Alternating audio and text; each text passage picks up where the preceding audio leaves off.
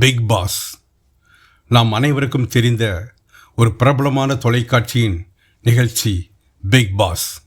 அதில் போட்டியாளர்கள் 100 நாட்கள் ஒரே வீட்டிற்குள் இருந்து வெளியுலக தொடர்பு இல்லாமல் வாழ வேண்டும். நடுவில் எவ்வளவு சண்டை, தகராறு, கருத்து வேறுபாடு, குழு அரசியல், பின்னால் புரணி பேசுவது, கால் வாருவது என்ற பல சவால்கள் வந்தாலும் அவற்றையெல்லாம் எதிர்கொண்டே ஆக வேண்டும்.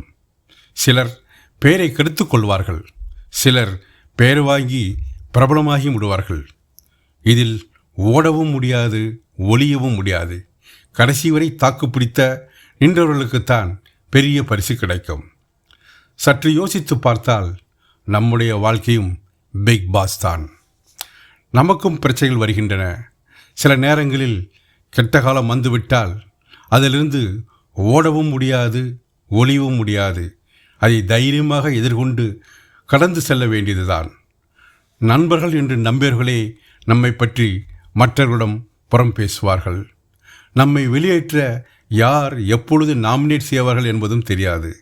அதே நேரத்தில் நமக்கு உதவி செய்யும் நல்ல மனிதர்களும் இருப்பார்கள்.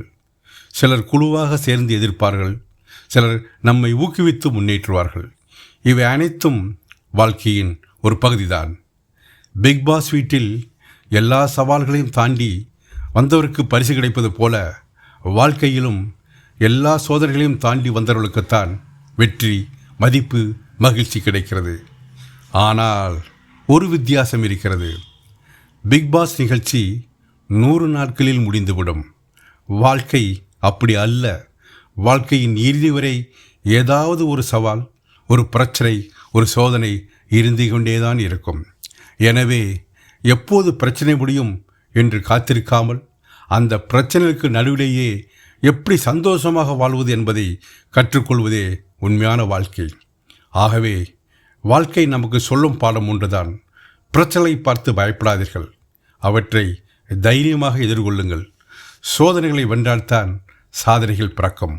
வாழ்க்கையே ஒரு பிக் பாஸ். அதை வெற்றிகரமாக விளையாடுவோம்.